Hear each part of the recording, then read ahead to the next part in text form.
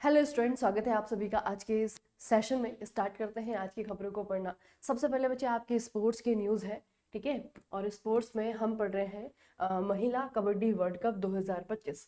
तो महिलाओं का जो कबड्डी वर्ल्ड कप है उसे भारत ने जीत लिया है, याद रखिएगा, ठीक है। भारत ने बच्चे आपका ये जीत लिया है।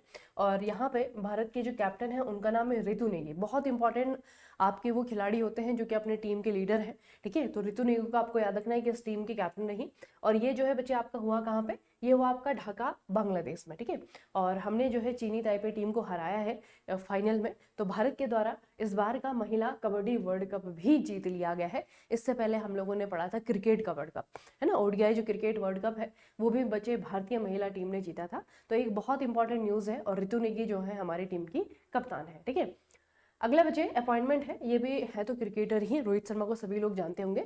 तो भारतीय क्रिकेट टीम के पूर्व कप्तान रोहित शर्मा को पुरुषों के T20 वर्ल्ड कप जो कि 2026 में होगा उसके ब्रांड एम्बेसडर के रूप में चुना गया। तो यानी कि अगले साल होने वाले T20 वर्ल्ड कप के लिए हमारे ब्रांड एम्बेसडर बने हैं रोहित शर्मा, ठीक है। ये टूर्नामेंट आपका कहाँ से 7 फरवरी से लेकर के 8 मार्च तक 2026 तक होगा और भारत और श्रीलंका के द्वारा को होस्ट किया जाएगा। तो होस्ट भी आपको याद रखने हैं और जिन्हें अपॉइंटमेंट हुई है ब्रांड एम्बेसडर के रूप में अपॉइंट किया गया है रोहित शर्मा को, वो भी आपको याद रखना है, ठीक है। अगली न्यूज बच्चे आपका, ऐसी खबरें हम बहुत ज्यादा पढ़ चुके हैं, ठीक है, रिसेंट टाइम में। तो न्यूज ये है कि मलेशिया देश ने 2026 से 16 साल से कम उम्र के यूजर्स के लिए सोशल मीडिया पर बैन लगाने की घोषणा कर दी है। आपको याद होगा इसी तरीके की जो घोषणाएं हैं वो ऑस्ट्रेलिया कर चुका है, न्यूजीलैंड कर चुका है, ठीक है, डेनमार्क के द्वारा भी की जा चुकी है।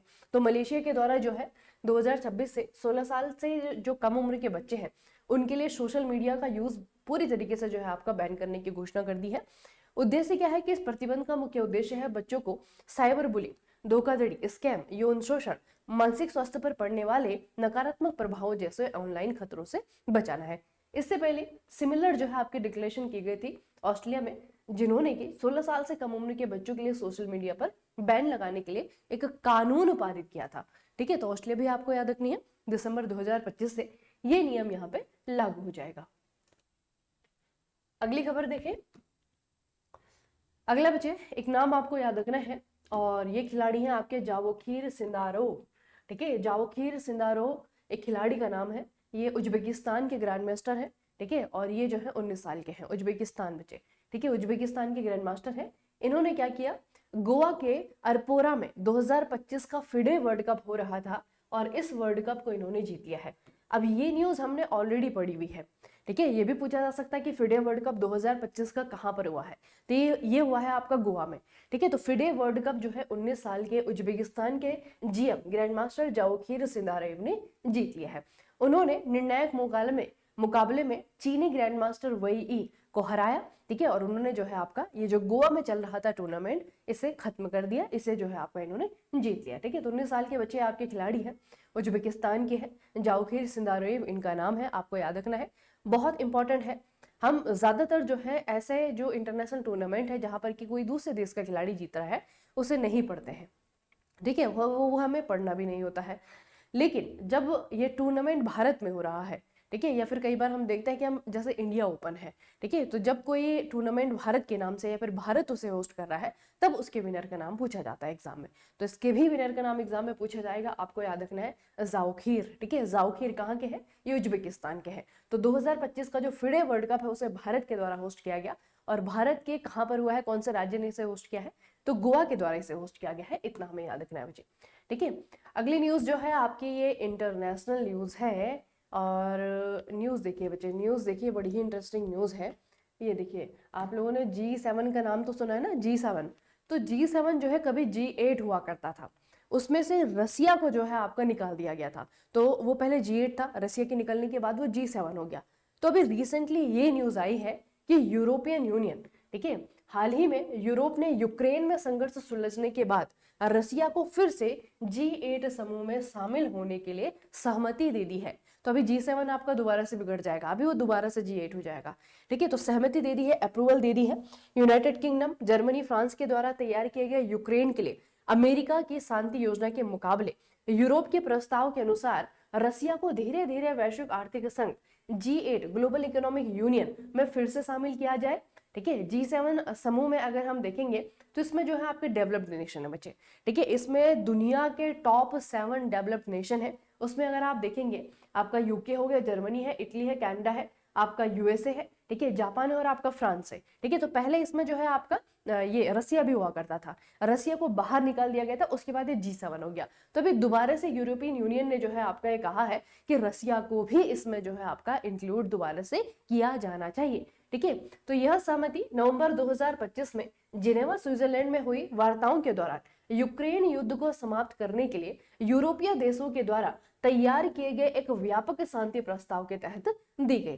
ठीक है, और यह भी पूछा जा सकता है कि रसिया को हटाया क्यों गया था और कब हटाया गया था।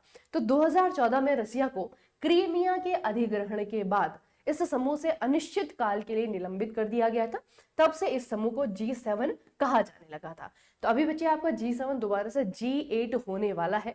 ठीक है, अब रसिया साइड में जो है आपका सोच रहा होगा कि आखिर पड़ गई ना मेरी जरूरत। ठीक है, तो ये बच्चे आपका जो है रसिया की तरफ से तो एक तरीके से विन विन सिचुएशन है, क्योंकि डेवलप्ड नेशन का जो है आपका क्या है, एक ग्रुप है। ठीक है, और बेसिकली बच्चे आपका दुनिया भर में जो ट्रेड होता है ना, तो वो अधिकतर जो डेवलप्ड नेशन होते हैं उसमें उन्हीं की जो है आपकी भागीदारी सबसे ज्यादा रहती है। ठीक है, उनको फायदे भी जो है सबसे ज्यादा उन्हीं के होते हैं, बेनिफिट उनके होते हैं। ठीक है, तो उन बेनिफिट से जो है रसिया को दूर कर दिया गया था 2014 के बाद। तो अभी जो है रसिया को दोबारा से वो सारे बेनिफिट मिलेंगे। तो उसने जो है यूक्रेन को छोड़ दिया है ना, यूक्रेन और रसिया के बीच में पिछले जो 3 सालों से लगातार संघर्ष चल रहा था वो फाइनली जो है आपका एंड हो गया। ठीक है, और रसिया ने आई होप यही शर्त रखी होगी कि पहले हमें कबूल किया जाए G7 में। ठीक है, तो ये आपको याद रखना है कि G7 जो है दोबारा से आपका G8 हो जाएगा और इसे बच्चे आपका रसिया को फिर से यहाँ पे इंक्लूड किया जाएगा। ठीक है, अगली न्यूज बच्चे हमारे डिफेंस से रिलेटेड है। अभी भारतीय सेना को उनकी नई कोट कॉम्बैट डिजिटल प्रिंट वर्दी की डिजाइन और डिजिटल कैमोफ्लेज पैटर्न के लिए बौद्धिक संपदा अधिकार दिए गए हैं। ये आईपीआर क्या होता है थोड़ा सा मैं आपको इसके बारे में बताऊंगी। पहले थोड़ा सा ये याद रखना है कि आईपीआर मिले कैसे है। देखो बच्चे, इसका जो डिजाइन बना है ना, भारतीय सेना की जो नई कोट कम्बैट है, ये वाला जो डिजाइन है, ठीक है, ये डिजाइन जो है आपका बनाया गया है। ये जो आईपीआर मिले हैं, ये मिले हैं NIFT को, बहुत ही जो है आपका प्रसिद्ध फैशन टेक्नोलॉजी इंस्टीट्यूट है, भारत का सबसे ज्यादा जाना माना है। ठीक है, नई दिल्ली में है बच्चे आपका, इसे हम क्या कहते हैं, NIFT कहते हैं। ठीक है, तो नेशनल राष्ट्रीय फैशन प्रौद्योगिकी संस्थान दिल्ली के द्वारा जो है आपका डिजाइन किया गया है और ये जो है आपका विकसित भी किया गया है। तो रिसेंटली जो है इसके जो आईपीआर है, बौद्धिक संपदा अधिकार है, वो मिल गए हैं आपके NIFT को। ठीक है, तो बच्चे NIFT को मिले जो आईपीआर है, बेसिकली आईपीआर क्या होता है, देखो आईपीआर मिलता है किसी भी चीज का, जो मतलब उन चीजों को जो कि क्रिएटिव चीजें होती हैं। ठीक है, इंसान के दिमाग से अगर कोई मतलब इंसान का जो इंटेलेक्ट है, ठीक है, तो अगर कोई इंटेलेक्चुअल प्रॉपर्टी हमने जनरेट की है, जैसे कि किसी राइटर ने कोई किताब लिख दी, किसी ने कोई जो है आपका पोइट है उसने कोई पोएम लिख दी, ठीक है, किसी ने कोई मूवी बना दी। ठीक है, तो इस तरीके से जो आपके इंटेलेक्चुअल क्रिएटिविटी जो हमारी होती है, ठीक है, उस क्रिएटिविटी से अगर हमने कोई चीज जनरेट की है तो उसके राइट्स जो है उनको, कानूनी राइट को कहा जाता है आईपीआर। ठीक है, तो ये जो वर्दी नहीं बनी है इंडियन डिफेंस के लिए, ठीक है, उनके जो आईपीआर हैं वो दिए गए हैं NIFT को। ठीक है, तो NIFT एक बहुत ही बच्चे इंपॉर्टेंट और बहुत ही जाना माना जो है आपका संस्थान है, उसका नाम आपको याद रखना है। और ये पूछा जाएगा कि आईपीआर किसके मिले हैं, ठीक है, किसे मिले हैं। तो आईपीआर बेसिकली क्या है, IPR are legal rights granted to creators of intangible works of art resulting from the creativity of the human mind। ठीक है, तो हमारे दिमाग से उपजे कुछ क्रिएटिव थॉट, ठीक है, वो उसके लिए जो हमें अधिकार दिए जाते हैं, उसके लिए जो हमारे लीगल अधिकार दिए जाते हैं, कानूनी अधिकार दिए जाते हैं, उनको जो है आईपीआर कहा जाता है। तो भारतीय सेना की जो नई कोड कॉम्बैट है वो डिजाइन की है किसने, NIFT ने। ये खबर वैसे आप लोग पहले भी पढ़ चुके हैं, हमने क्वेश्चन के माध्यम से पढ़ा था, अभी आपको डिटेल बता दिया है। ठीक है, अच्छा, अरुणाचल प्रदेश में मुझे एक चीज है जिसको कि GI टैग मिल गया है। ठीक है, अब यहाँ पे बहुत सिंपल सा पूछा जाएगा कि दाओ क्या है। ठीक है, दाओ बच्चे आपका ये है एक तलवार।